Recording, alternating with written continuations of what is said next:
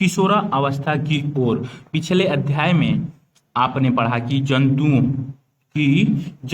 किस प्रकार जनन करते हैं। मानव एवं बहुत से अन्य जंतु एक निश्चित आयु तक पहुंचने के बाद ही जनन कर सकते हैं। मानव किसी निश्चित आयु के बाद ही क्यों जनन कर सकते हैं। इस अध्याय में आप मानव के शरीर में होने वाले उन परिवर्तनों के विषय में पढ़ेंगे जिनके उपरांत वह जनन हेतु सक्षम हो पाते हैं। अध्याय 9 में आप मानव जननांगों के विषय में पढ़ चुके हैं। इस अध्याय में हम उन हार्मोनों के विषय में चर्चा करेंगे जो शिशु बच्चे में होने वाले उन परिवर्तनों में महत्वपूर्ण भूमिका निभाते हैं जिनके कारण बच्चा बड़ा होकर वयस्क हो जाता है। किशोरावस्था एवं यौनारंभ।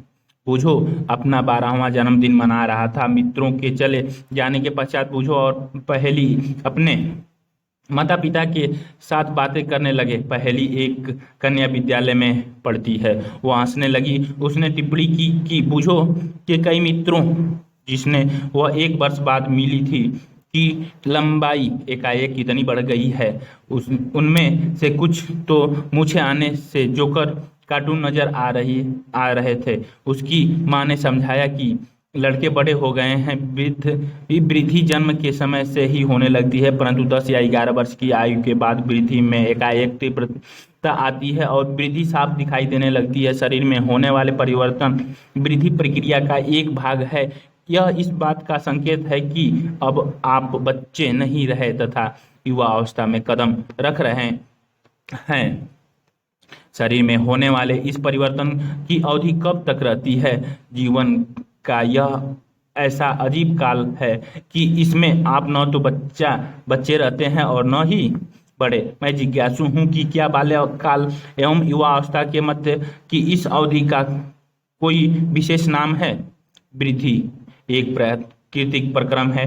जीवन काल की वह अवधि जब शरीर में ऐसे परिवर्तन होते हैं जिसके परिणाम स्वरूप जनन परिपक्वता आती है। किशोरावस्था एडोलेसेंस कहलाती है। किशोरावस्था लगभग 11 वर्ष की आयु से प्रारंभ होकर 18 अथवा 19 वर्ष की आयु तक रहती है। यह अवधि क्योंकि अंग्रेजी के 13 से 18 या 19 वर्ष की आयु तक होती है। किशोरों को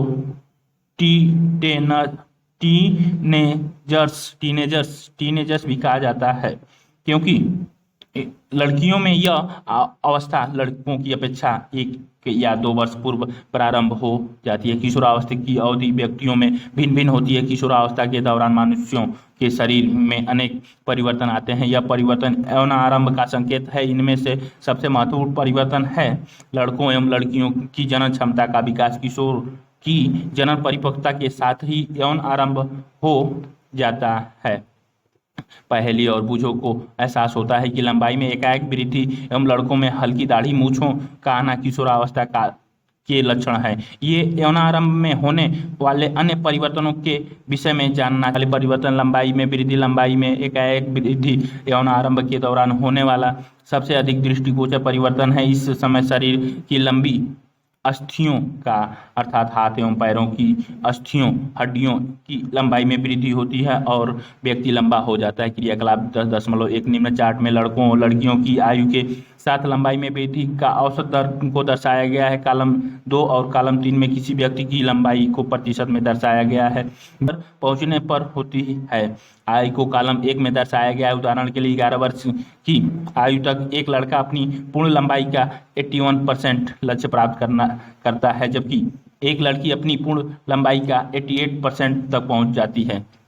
यह आंकड़े प्रतिनिधित्व मात्र हैं जो व्यक्तियों में भिन्न हो सकते हैं। अपने मित्रों के लिए सारणी का प्रयोग करके उनकी पूर्ण लंबाई का अनुमान लगाइए। पता कीजिए कौन सबसे लंबा कौन सबसे बौना हो सकता है। आयु वर्षों में पूर्ण लंबाई % लड़के और लड़कियां में 8 वर्ष में 72% लड़के हो जाते हैं, जबकि 77% लड़कियां हो जाती हैं। 9 वर्ष की आयु में 75% लड़के, 81% लड़कियां हो जाती हैं। 10 वर्ष की आयु में 78% लड़के और 84% लड़कियां हो जाती हैं। 11 वर्ष की आयु में 81% लड़के और 88% लड़कियां हो जाती हैं। 12 वर्ष की आयु में 84% लड़के, 91% लड़कियां। 13 वर्ष की आयु में 88% लड़के, 95% लड़कियां।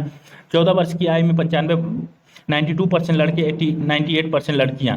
15 वर्ष की आयु में 95% लड़का और 99% लड़कियां। 16 वर्ष की आयु में 98% लड़के हो जाते हैं, जबकि लड़कियां 99.5% होती है 17 वर्ष की आयु में 99% लड़के और 100% लड़कियां हो जाती हैं 18 ईयर्स में 100% लड़के 100% लड़कियां हो जाती हैं। पूर्ण लंबाई के लिए गणना सेंटीमीटर में, वर्तमान लंबाई सेंटीमीटर डिवाइडेड बाई वर्तमान आयु में पूर्ण लंबाई का परसेंट इंटू 100 चार्ट में दिया गया मान के अनुसार। उदाहरण के लिए एक लड़का जिसकी आयु 9 वर्ष है तथा लंबाई 120 सेंटीमीटर है, वृद्धकाल की समाप्ति पर उसकी अनुमानित लंबाई होगी 120/75 गुणे 100 सेंटीमीटर बराबर 160 सेंटीमीटर।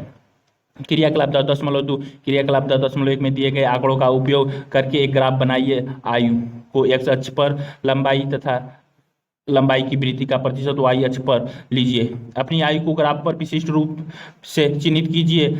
आप लंबाई के जिस प्रतिशत को प्राप्त कर चुके हैं उसका पता लगाइए।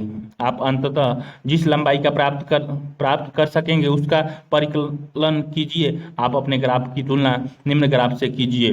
पूर्ण लंबाई प्रतिशत में इधर आयु एक्स एक्सिस पर लाल वाले लड़कों की और नीले वाले लड़कियों के लिए 75 और 70 के बीच में लड़के, जबकि लड़कियां 75 और 80 के बीच में होती हैं। 9 वर्ष में लड़के 75 तो लड़कियां 80 और 85 के बीच में। 10 वर्ष में लड़के 75 और 80 के बीच में तो लड़कियां 80 और 85 के बीच में होती हैं। 11 वर्ष पे लड़के 80 और 85 के बीच में तो लड़कियां 85 से 95 के बीच में होती हैं। 12 वर्ष पे लड़के 80 से 85 के बीच में तो लड़कियां 90 और 95 के ऊपर मिल जाती हैं। 12 वर्ष के बाद 13 वर्ष में लड़के 85 से 90 के बीच में मिलते हैं तो लड़कियां 95 एग्जैक्ट हो जाती हैं। पीछे 14 वर्ष में लड़के 90 और 95 के बीच में मिलते हैं तो लड़कियां मिलती हैं 95 और 100 के बीच में। 15 वर्ष की आयु में लड़के 95 पहुंचते हैं तो लड़कियां 95 और 100 के बीच में होती हैं। 16 वर्ष की आयु में दोनों के लगभग 95 और 100 के बीच में मिलती हैं। 17 वर्ष की आयु में दोनों भी 95 और 100 के बीच में मिलती है। 18 वर्ष में दोनों 100% हो जाती हैं। आयु के साथ बढ़ती ऊंचाई का प्रतिशत प्रदर्शित करने वाला ग्राफ। प्रारंभ में लड़कियां लड़कों की अपेक्षा अधिक तीव्रता से बढ़ती है, परंतु लगभग 18 वर्ष की आयु तक दोनों अपनी अधिकतम लंबाई प्राप्त कर लेती हैं। अलग अलग व्यक्तियों की लंबाई में वृद्धि की दर भी भिन्न भिन्न होती है। कुछ यौन आरंभ में तीव्र गति से बढ़ते हैं तथा बाद में यह गति धीमी हो जाती है, जबकि कुछ धीरे धीरे वृद्धि करते हैं। मैं चिंतित हूँ, यद्यपि मैं लंबी हो गई हूँ, परंतु शरीर की तुलना में मेरा चेहरा छोटा है। पहली को चिंतित होने की आवश्यकता नहीं है। शरीर के सभी अंग समान दर से वृद्धि नहीं करते। कभी कभी किशोर के हाथ अथवा पैर शरीर के अन्य अंगों की अपेक्षा बड़े दिखाई देते हैं, परंतु शीघ्र ही दूसरे भाग भी वृद्धि कर शारीरिक अनुपात को संतुलित कर देते हैं। फलतः शरीर सुडौला हो जाता है। आपने ध्यान दिया होगा कि किसी व्यक्ति की लंबाई उसके परिवार के किसी न किसी सदस्य के लगभग समान होती है। इसका कारण यह है कि लंबाई माता पिता से प्राप्त जीन पर निर्भर करती है, परंतु वृद्धि के इन वर्षों में उचित प्रकार का संतुलन आहार आवश्यक है। यह अस्थियों, पेशियों एवं शरीर के अन्य भागों को सही ढंग से वृद्धि करने हेतु पर्याप्त पोषण करने में सहायता करता है। आप किशोर की पोषक आवश्यकताओं के विषय में इस अध्याय में आगे पढ़ेंगे। किशोर शारीरिक आकृति में परिवर्तन। क्या आपने ध्यान दिया है कि आपकी कक्षा के छात्रों के कंधे एवं सीना निचली कक्षा के छात्रों की अपेक्षा अधिक चौड़े होते हैं? इसका कारण यह है कि वे यौन आरंभ में प्रवेश कर चुके हैं, जब वृद्धि के कारण कंधे फैलकर चौड़े हो जाते हैं। लड़कियों में कमर का निचला भाग चौड़ा हो जाता है। वृद्धि के कारण लड़कों में शारीरिक पेशियां लड़कियों की अपेक्षा सुस्पष्ट एवं गठी दिखाई देती है। अतः किशोरावस्था के दौरान लड़कों एवं लड़कियों में होने वाले परिवर्तन अलग अलग हैं। स्वर में परिवर्तन। क्या आपने ध्यान दिया है कि कभी कभी आपकी कक्षा के कुछ लड़कों की आवाज फटने लगती है? यौन आरंभ में स्वर यंत्र अथवा लैरिंक्स में वृद्धि का प्रारंभ होता है। लड़कों का स्वर यंत्र विकसित होकर अपेक्षाकृत बड़ा हो जाता है। लड़कियों में बढ़ा हुआ स्वर यंत्र गले के समान की ओर सुस्पष्ट उभरे भाग के रूप में दिखाई देता है। जिसे एडम्स एम्पल कंठमणि कहते हैं। चित्र 10.2 लड़कियों में स्वर यंत्र अपेक्षाकृत छोटा होता है अतः बाहर से सामान्यतः दिखाई नहीं देता। सामान्यतः लड़कियों में स्वर उच्च तारत्व वाला होता है जबकि लड़कों का स्वर गहरा होता है। किशोर लड़कों में कभी कभी स्वर यंत्र की पेशियों में अनियंत्रित वृद्धि हो जाती है और आवाज फटने या फर्राने लगती है। यह स्थिति कुछ दिनों अथवा कुछ सप्ताह तक बनी रह सकती है जिसके बाद स्वर सामान्य हो जाता है। एडम्स एम्पल ग्रंथि नीचे दिखाई गई है चित्र में। किशोर लड़के के स्वर यंत्र एडम्स एम्पल। मेरे अनेक सहपाठियों की फटी आवाज है। अब मैं जान गया हूं कि ऐसा क्यों है। स्वेद एवं तैल ग्रंथियों की क्रियाशीलता में वृद्धि। किशोर अवस्था में स्वेद एवं तैल ग्रंथियों का स्राव बढ़ जाता है। इन ग्रंथियों की अधिक क्रियाशीलता के कारण कुछ स्वेद ग्रंथि, तैल ग्रंथि तथा लार ग्रंथि जैसे कुछ ग्रंथियां अपना स्राव वाहियों द्वारा स्रावित करती हैं। अंतःस्रावी ग्रंथियां हार्मोनों को सीधे रुधिर प्रवाह में निर्मोचित करती हैं, इसीलिए इन्हें नालिका विहीन ग्रंथि भी कहते हैं। नालिका विहीन ग्रंथि भी कहते हैं। व्यक्तियों के चेहरे पर फुंसियाँ और मुहासे आदि हो जाते हैं। जनन अंगों का विकास। पिछले अध्याय में चित्र 9.1 एवं 9.3 में दर्शाए गए मानव जननांगों का पुनरावलोकन कीजिए। यौन आरंभ में नर जननांग जैसा कि विसरण एवं शिशन पूर्णतः विकसित हो जाते हैं। विसरण में शुक्राणुओं का उत्पादन भी प्रारंभ हो जाता है। लड़कियों में अंडाशय साइज में वृद्धि हो जाती है तथा अंड परिपक्व होने लगते हैं। अंडाशय से अंडाणु का निर्मोचन भी प्रारंभ हो जाता है। मानसिक, बौद्धिक एवं संवेदनात्मक परिपक्वता प्राप्त होना। किशोरावस्था व्यक्ति के सोचने के ढंग में परिवर्तन की अवधि भी है। पहले की अपेक्षा किशोर अधिक स्वतंत्र एवं अपने प्रति अधिक सचेत होता है। उनमें बौद्धिक विकास भी होता है तथा वे सोचने विचारने में काफी समय लेते हैं। वास्तव में किसी व्यक्ति के जीवन में यह वह समय है जब उसके मस्तिष्क की सीखने की क्षमता सर्वाधिक होती है। कभी कभी यद्यपि किशोर शारीरिक एवं मानसिक परिवर्तनों के प्रति अपने आप को ढालने हेतु प्रयास करता हुआ स्वयं को असुरक्षित महसूस करता है, परंतु किशोर होने के नाते आपको समझ जाना चाहिए कि असुरक्षित महसूस करने का कोई कारण नहीं है। ये परिवर्तन प्राकृतिक है जो शारीरिक वृद्धि के कारण उत्पन्न हो रहे हैं। गौण लैंगिक लक्षण आप अध्याय 9 में पढ़ चुके हैं कि विसरण एवं अंडाशय जनन अंग हैं। ये युग्मक अर्थात शुक्राणु एवं अंडाणु उत्पन्न करते हैं। युवा अवस्था में लड़कियों में स्तनों का विकास होने लगता है तथा लड़कों के चेहरे पर बाल उगने लगते हैं अर्थात दाढ़ी मूछ आने लगती है। ये लक्षण क्योंकि लड़कियों को लड़कों से पहचानने में सहायता करते हैं अतः इन्हें गौण लैंगिक लक्षण कहते हैं। लड़कों के सीने पर भी बाल आ जाते हैं। लड़कों एवं लड़कियों दोनों में ही बगल एवं जांघ के ऊपरी भाग अथवा प्यूबिक क्षेत्र में भी बाल आ जाते हैं। बूझो और पहेली दोनों ही जानना चाहते हैं कि यौन आरंभ में होने वाले इन परिवर्तनों का प्रारंभ कौन करता है। किशोरावस्था में होने वाले परिवर्तन हार्मोन द्वारा नियंत्रित होते हैं। हार्मोन रासायनिक पदार्थ है। यह अंतःस्रावी ग्रंथियों अथवा अंतःस्रावी तंत्रों द्वारा स्रावित किए जाते हैं। यौन आरंभ के साथ ही विसरण पौरुष हार्मोन अथवा एस्टेरॉन का स्रावण प्रारंभ कर देते हैं। यह लड़कों में परिवर्तन का कारक है जिनके बारे में आपने अभी अभी पढ़ा है। उदाहरण के लिए चेहरे पर बालों का आना लड़कियों में यौन आरंभ के साथ ही अंडाशय स्त्री हार्मोन अथवा एस्ट्रोजन उत्पादित करना प्रारंभ कर देता है जिससे स्तन विकसित हो जाते हैं। दुग्ध स्रावी ग्रंथियां अथवा दुग्ध ग्रंथियां स्तन के अंदर विकसित होती हैं। इन हार्मोनों के उत्पादन का नियंत्रण एक अन्य हार्मोनों द्वारा किया जाता है जो पीयूष ग्रंथि अथवा प्यूटरीट ग्रंथि द्वारा स्रावित किया जाता है। जनन कार्य प्रारंभ करने में हार्मोन की भूमिका। अंतःस्रावी ग्रंथियां हार्मोन रुधिर प्रवाह में स्रावित करती हैं जिससे वह शरीर के विशिष्ट भाग अथवा लक्ष्य स्थल तक पहुंच सके। लक्ष्य स्थल हार्मोनों के प्रति अनुक्रिया करता है। हमारे शरीर में अनेक अंतःस्रावी ग्रंथियां हैं। विसरण एवं अंडाशय लैंगिक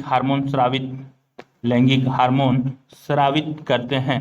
अपन ने अभी अभी पढ़ा है कि यह हार्मोन गौण लैंगिक लक्षणों के लिए उत्तरदायी है। लैंगिक हार्मोन भी पीयूष ग्रंथि द्वारा स्रावित हार्मोन के नियंत्रण में है। चित्र 10.3 पीयूष ग्रंथि अनेक हार्मोन स्रावित करती है। उनमें से एक हार्मोन अंडाशय में अंडाणु एवं विसरण में शुक्राणु के परिपक्व होने को नियंत्रित करता है। पीयूष ग्रंथि से स्रावित हार्मोन जननांगों को टेस्टोस्टेरॉन पुरुष नर में तथा एस्ट्रोजन स्त्रियों में स्रावित करने के लिए उद्दीपित करता है। रुधिर प्रवाह में स्रावित किया जाता है तथा शरीर के विभिन्न भागों लक्ष्य स्थल तक पहुंचता है। यौन आरंभ के समय शरीर को उद्दीपित करता है। यौन आरंभ में शरीर परिवर्तन हार्मोन द्वारा नियंत्रित होते हैं। पहली और बुझो अब समझ गए कि यौन आरंभ व्यक्ति में जनन अवधि का प्रारंभ है, जब व्यक्ति जनन की क्षमता प्राप्त करता है, परंतु वे जानना चाहते हैं कि क्या जनन काल एक बार प्रारंभ होने के बाद जीवन पर्यंत तक चलता रहता है या कभी समाप्त होता है। मानव में जन्म काल की अवधि जब किशोरों के विसरण तथा अंडाशय युग्म उत्पादित करने लगते हैं तब वे जनन के योग्य हो जाते हैं। युग्मक की परिपक्वता एवं उत्पादन की क्षमता पुरुषों में स्त्रियों की अपेक्षा अधिक अवधि तक रहती है। स्त्रियों में जननावस्था का प्रारंभ यौनावस्था 10 से 12 वर्ष की आयु से हो जाती है। सामान्यतः 45 से 50 वर्ष की आयु तक चलता रहता है। यौन आरंभ पर अंडाणु परिपक्व होने लगते हैं। अंडाशयों में एक अंडाणु परिपक्व होता है तथा लगभग 28 से 30 दिनों के अंतराल पर किसी एक द्वारा निर्मोचित होता है। इस अवधि में गर्भाशय की दीवार मोटी हो जाती है जिससे वह अंडाणु के निषेचन के पश्चात युग्मनज को ग्रहण कर सके, जिसके फलस्वरूप गर्भधारण होता है। यदि अंडाणु का निषेचन नहीं हो पाता तब उस स्थिति में अंडाणु अथवा तथा गर्भाशय का मोटा स्तर उसकी रुधिर वाहिकाओं सहित निस्तारित हो जाता है। इससे स्त्रियों में रक्तस्राव होता है जिसके ऋतुस्राव कहते हैं अथवा रोजा धर्म कहते हैं। ऋतुस्राव लगभग 28 से 30 दिन में एक बार होता है। पहला ऋतुस्राव यौन आरंभ में होता है जिसे रोज दर्शन कहते हैं। लगभग 45 से 50 वर्ष की आयु में ऋतुस्राव होना रुक जाता है। ऋतुस्राव के रुक जाने को रोजोनिवृत्ति कहते हैं। प्रारंभ में ऋतुस्राव चक्र अनियमित हो सकता है तथा उसके नियमित होने में कुछ समय लग सकता है। पहली कहती है कि स्त्रियों में जनन काल की अवधि रोज दर्शन से रोजोनिवृत्त तक होती है। क्या वह सही है? सही है। ऋतुस्राव चक्र का नियंत्रण हार्मोन द्वारा होता है। इस चक्र में अंडाणु का परिपक्व होना, इसका निर्मोचन, गर्भाशय की दीवार का मोटा होना तथा होना एवं निषेचन न होने की स्थिति में उसका टूटना शामिल है। यदि अंडाणु का निषेचन हो जाता है तो वह विभाजन करता है तथा गर्भाशय में विकास के लिए स्थापित हो जाता है। जैसा कि आप पिछले अध्याय में पढ़ चुके हैं, चित्र 9.8 संतति का लिंग निर्धारण किस प्रकार होता है। मैंने अपनी माँ और चाची को बातें करते सुना कि मेरी चचेरी बहन का होने वाला बच्चा लड़का होगा या लड़की। मुझे जानने की उत्सुकता है कि इस बात का निर्धारण कैसे होता है कि निषेचित अंडाणु लड़के में अथवा लड़कियों में विकसित होगा। लड़का अथवा लड़की निषेचित अंडाणु अथवा युग्मनज में जन्म लेने वाले शिशु के लिंग निर्धारण का संदेश होता है। यह संदेश निषेचित अंडाणु में धागे सी संरचना अर्थात गुणसूत्रों में निहित होती है। अध्याय 8 का स्मरण कीजिए कि गुणसूत्र प्रत्येक कोशिका के केंद्र में उपस्थित होते हैं। सभी मनुष्यों में कोशिकाओं के केंद्र में 23 जोड़े गुणसूत्र पाए जाते हैं। इनमें से 2 गुणसूत्र एक जोड़ी लिंग सूत्र है जिन्हें एक्स एवं वाई कहते हैं। स्त्री में 2 गुणसूत्र होते हैं, 2 गुणसूत्र एक्स होते हैं, जबकि पुरुष में एक एक्स तथा एक गुणसूत्र वाई होता है। युग्मक अंडाणु तथा शुक्राणु के गुणसूत्रों का एक जोड़ा होता है। अनिश्चित अंडाणु में सदा एक एक्स गुणसूत्र होता है, परंतु शुक्राणु 2 प्रकार के होते हैं जिनमें एक प्रकार के एक्स गुणसूत्र एवं दूसरे प्रकार के वाई गुणसूत्र होते हैं। चित्र 10.4 को देखिए। जब एक्स गुणसूत्र वाला शुक्राणु अंडाणु को निषेचित करता है तो युग्मनज में 2 एक्स गुणसूत्र होंगे तथा वह मादा शिशु में विकसित होगा। यदि अंडाणु को निषेचित करने वाले गुणसूत्र में वाई गुणसूत्र है तो युग्मनज नर शिशु में विकसित होगा। शुक्राणु एक्स और वाई एक्स एक्स से रिएक्शन करके अंडाणु में एक्स एक्स देंगे तो मादा लड़की होगी, एक्स वाई देंगे तो लड़का। पुरुषों में लिंग निर्धारण होता है। अब आप जान गए हैं गए हैं कि जन्म से पूर्व शिशु के लिंग का निर्धारण उसके पिता के लिंग गुणसूत्रों द्वारा किया जाता है। यह धारणा है कि बच्चों के लिंग के लिए उसकी मां उत्तरदायी है, पूर्णतः निर्धार है एवं अन्याय संगत है। लिंग हार्मोन के अतिरिक्त अन्य हार्मोन चित्र 10.3 का पुनः अवलोकन कीजिए। पीयूष ग्रंथि द्वारा स्रावित हार्मोन जननांगों को उनके हार्मोन उत्पन्न करने के लिए उद्दीपित करते हैं, यानी उत्तेजित करते हैं। आप पढ़ ही चुके हैं कि पीयूष ग्रंथि एक अंतःस्रावित ग्रंथि है जो मस्तिष्क से जुड़ी होती है। पीयूष ग्रंथि विस्तरण एवं अंडाशय के अतिरिक्त हमारे शरीर में थायराइड, अग्नाशय एवं एड्रिनल अधिवृक्क जैसी कुछ अन्य अंतःस्रावी ग्रंथियां भी चित्र 10.5 पीयूष ग्रंथि, थायराइड ग्रंथि, एड्रिनल ग्रंथि, अग्नाशय स्त्रियों में अंडाशय की स्थिति, विस्तरण मनुष्य के शरीर में अंतःस्रावी ग्रंथियों की स्थिति बूझो। और पहेली को याद है कि एक बार जब वो अपनी डॉक्टर बुआ के यहाँ गए थे, तब उन्होंने वहाँ काका नाम के एक लड़के को देखा था जिसका गला बहुत फूला हुआ था एवं उभरा हुआ था। उनकी बुआ ने उन्हें बताया कि काका गायटर नामक व्याधि से ग्रस्त हैं, जो थायराइड ग्रंथि का रोग है। काका की थायराइड ग्रंथि थायरॉक्सिन हार्मोन का उत्पादन नहीं कर रही है। उनकी बुआ ने यह भी बताया कि उनके फूफा जी मधुमेह से पीड़ित हैं, क्योंकि उनका अग्नाशय इंसुलिन हार्मोन का उत्पादन पर्याप्त मात्रा में नहीं कर रहा है। बूझो एवं पहेली ने उनके दवाखाने में टंगे चार्ट से दर्शाए गए एड्रिनल ग्रंथि के विषय में पूछा। उनकी बुआ ने उन्हें बताया कि एड्रिनल ग्रंथि ऐसे हार्मोन स्रावित करती हैं जो रुधिर से नमक की मात्रा को संतुलित करता है। एड्रिनेलिन नामक हार्मोन का स्राव भी करती है। एड्रिनेलिन क्रोध, चिंता एवं उत्तेजना की अवस्था में तनाव के संयोजन का कार्य करता है। थायराइड एवं एड्रिनल ग्रंथि पीयूष ग्रंथि द्वारा स्रावित हार्मोन के माध्यम से प्राप्त आदेशों के अनुसार ही अपने हार्मोन का स्राव करती है। पीयूष ग्रंथि वृद्धि हार्मोन भी स्रावित करती है जो व्यक्ति की सामान्य वृद्धि के लिए आवश्यक है।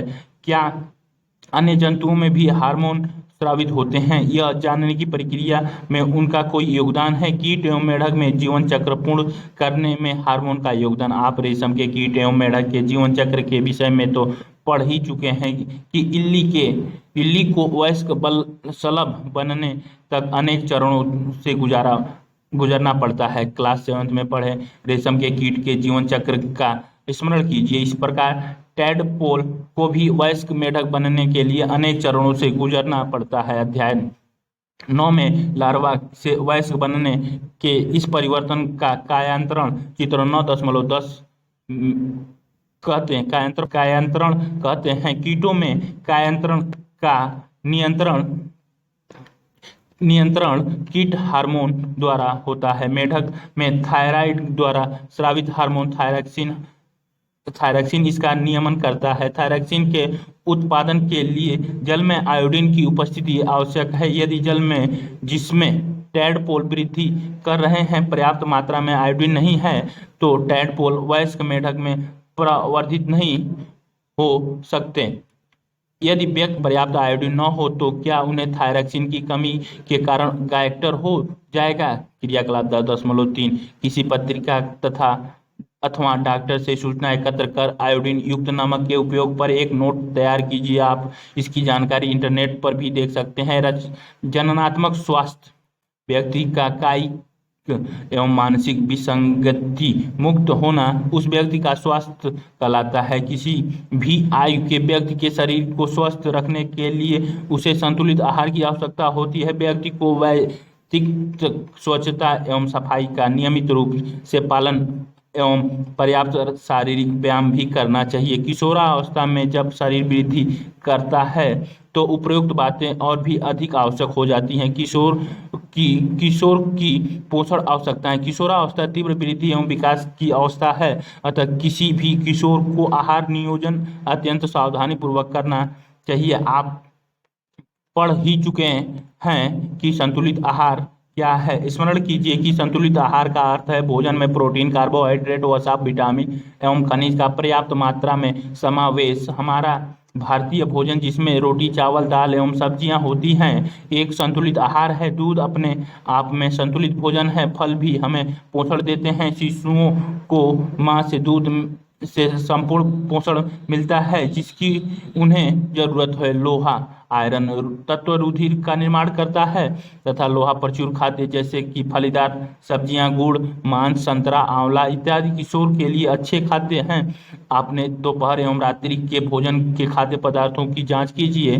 क्या भोजन संतुलित एवं पोषक है? क्या इसमें ऐसे खाद्यान्न सम्मिलित हैं जो ऊर्जा प्रदान करते हैं तथा क्या इनमें दूध मांस नट एवं दालें भी शामिल हैं जो वृद्धि हेतु प्रोटीन प्रदान करते हैं? क्या इसमें वसा एवं शक्कर भी शामिल है जो ऊर्जा प्रदान करते हैं? फल एवं सब्जियों का क्या स्थान है जो रच्छी भोजन है? चिप्स तथा पैक किए हुए अथवा डिब्बा बंद खाद्य यद्यपि स्वादिष्ट होते हैं परंतु उन्हें नियमित भोजन के स्थान पर नहीं खाना चाहिए क्योंकि उनमें पोषक मात्रा पर्याप्त नहीं होती है। क्रियाकलाप 10.4 अपने मित्र के साथ एक समूह बनाइए। उन खाद्य पदार्थों के नाम लिखिए जो आपने पिछले दिनों कल नाश्ते भोजन के दोपहर के भोजन एवं रात्रिकालीन भोजन में खाए थे। उन खाद्य पदार्थों की पहचान कीजिए जो समुचित वृद्धि के लिए उत्तरदायी है। जंक फूड की भी पहचान कीजिए जो आपने पिछले दिन खाया था। जंक फूड की पहचान की जो पिछले दिन आपने खाया था। चित्र 10.5 चित्र 10.6 से प्रेरणा लेकर चार्ट अथवा पोस्टर बनाकर अपनी कक्षा में लगाइए जिससे आप किशोर की आहार संबंधी आवश्यकताओं के प्रति सचेत रहें। इसके लिए आप अपनी रचनात्मक शक्ति का प्रयोग कर इस विज्ञापन के रूप में भी प्रदर्शित कर सकते हैं। आप इस विषय पर प्रतियोगिता का भी आयोजन कर सकते हैं। मांस सब्जियां दूध एवं अंडे फल खाद्यान्न भोजन के पोषक एक बार स्नान करना चाहिए। यह किशोरों के लिए और भी आवश्यक है क्योंकि श्वेत ग्रंथियों की अधिक क्रियाशीलता के कारण शरीर से गंध आने लगती है। शरीर के सभी भागों को स्नान करते समय भली प्रकार धोकर रखना चाहिए। यदि साफ सफाई रखी गई तो जीवाणु संक्रमण होने का खतरा रहता है।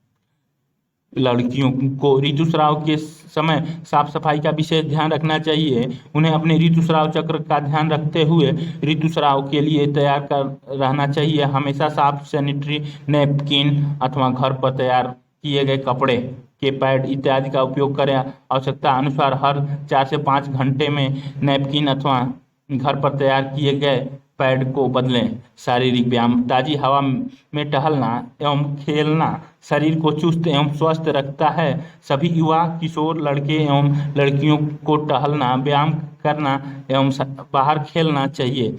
भ्रांतियां एवं असत्य अवधारणा करें या न करें। अध्याय 9 इस अपने मनुष्यों के जनन संबंधी वैज्ञानिकी तथ्य एवं सिद्धांतों के विषय में पढ़ा।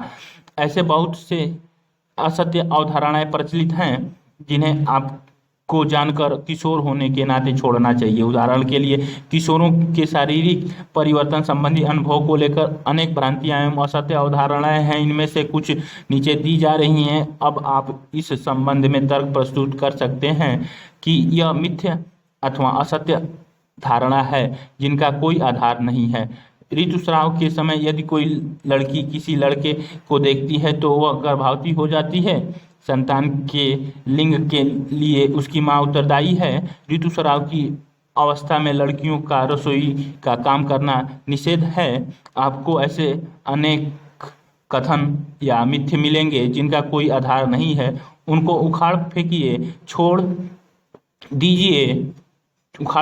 छोड़ दीजिए। क्रियाकलाप 10.6 अपनी कक्षा में उन सहपाठियों के आंकड़े एकत्र कीजिए जो नियमित रूप से व्यायाम करते हैं तथा उनके आंकड़े भी एकत्र कीजिए जो व्यायाम नहीं करते। क्या आपको उनकी चुस्ती एवं स्वास्थ्य में कोई अंतर दिखाई देता है? नियमित व्यायाम के लाभ पर एक रिपोर्ट तैयार कीजिए।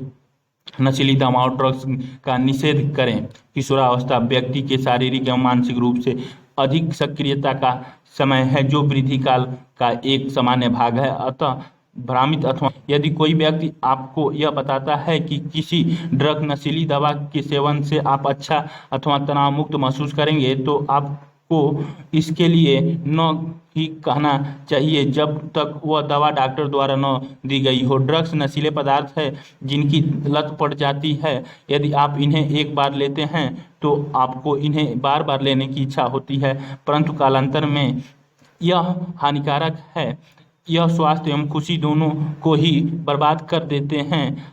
आपने एआईडीएस एड्स के विषय में तो अवश्य ही सुना होगा, जो एचआईवी नामक खतरनाक विषाणु वायरस द्वारा होता है। यह वायरस एक पीड़ित व्यक्ति से स्वस्थ व्यक्ति में ड्रग के लिए इस्तेमाल की जाने वाली सिरिंज द्वारा भी जा सकता है। वायरस का संक्रमण दूसरे माध्यमों जैसे कि पीड़ित रोगी मां से दूध द्वारा उसके शिशु में हो सकता है। एचआईवी से पीड़ित व्यक्ति के साथ लैंगिक संपर्क स्थापित करने द्वारा भी इस रोग का संक्रमण हो सकता है। किशोर द्वारा गर्भधारण, संभवतः जानते होंगे कि हमारे देश में विवाह का विधि संगत कानूनी आयु लड़कियों के लिए 18 वर्ष एवं लड़कों के लिए 21 वर्ष है। इसका कारण है कि टीन आयु किशोर लड़कियां शारीरिक एवं मानसिक रूप से मातृत्व के लिए तैयार नहीं होती। बाल विवाह कम उम्र में विवाह तथा मातृत्व से मां तक एवं संतान दोनों ही स्वास्थ्य संबंधी समस्याएं उत्पन्न हो सकती हैं। इससे युवा स्त्रियों के लिए व्यवसाय के अवसरों में भी कमी आती है, क्योंकि वे मातृत्व की जिम्मेदारी उठाने के लिए सक्षम नहीं होती, अतः वह मानसिक पीड़ा से ग्रस्त रहती हैं। प्रमुख शब्द एडम्स एप्पल किशोरावस्था, एड्रिनल संतुलित आहार, अंतःस्रावी ग्रंथियां, एस्ट्रोजन हार्मोन, इंसुलिन, पीयूष ग्रंथियां, यौन आरंभ, जननात्मक स्वास्थ्य, गौण लैंगिक लक्षण, लिंग, गुणसूत्र, लक्ष्य स्थल, टेस्टोस्टेरोन, थायरॉक्सिन, स्वर यंत्र। आपने क्या सीखा? यौन आरंभ होना पर एक व्यक्ति जनन के सक्षम हो जाता है। 11 वर्ष की आयु से 19 वर्ष तक की अवधि किशोरावस्था कहलाती है। यौन आरंभ का प्रारंभ होने पर जनन अंगों में वृद्धि होती है तथा शरीर के विभिन्न स्थानों पर बाल आने लगते हैं। लड़कियों में स्तन विकसित हो जाते हैं तथा लड़कों के चेहरों पर दाढ़ी मूछ आ जाती है। किशोरावस्था में स्वर यंत्र की वृद्धि होने के कारण लड़कों की आवाज फटने लगती है। किशोरावस्था में लंबाई में वृद्धि होती है। यौन आरंभ एवं जनन अंगों का परिपक्व होना हार्मोनों द्वारा नियंत्रित होता है। हार्मोन अंतःस्रावी ग्रंथियों द्वारा स्रावित पदार्थ हैं जो रुधिर में सीधे पहुंचते हैं। पीयूष ग्रंथि हार्मोन स्रावित करते हैं, जैसे कि वृद्धि हार्मोन तथा अन्य ग्रंथियों वृषण, अंडाशय, थायराइड एवं एड्रिनल को हार्मोन स्रावित करने के लिए उद्दीप्त करते हैं। अग्नाशय इंसुलिन का, थायराइड थायरॉक्सिन का तथा एड्रिनल एड्रेनालिन हार्मोन का उत्पादन करते हैं। एस्टेरोन नर हार्मोन है तथा एस्ट्रोजन मादा हार्मोन है। गर्भाशय की दीवार निषेचित अंडाणु युग्मनज को ग्रहण के लिए अपने आप को तैयार करती है। निषेचन न होने की स्थिति में गर्भाशय की दीवार की आंतरिक सतह निरास्तरित होकर शरीर से बाहर रक्त के साथ प्रवाहित हो जाती है। इसे ऋतुस्राव अथवा रोधधर्म कहते हैं। अजन्मे शिशु का लिंग निर्धारण इस बात पर निर्भर करता है कि युग्मनज में XX गुणसूत्र है अथवा XY गुणसूत्र है। किशोरावस्था में संतुलित आहार करना तथा व्यक्तिगत स्वच्छता का पालन करना महत्वपूर्ण है। अभ्यास प्रश्न के लिए बहुत सारे प्रश्न दिए गए हैं। नीचे बहुत सारे प्रश्न। एक विस्तारित अधिगमन क्रियाकलाप एवं परियोजनाएं।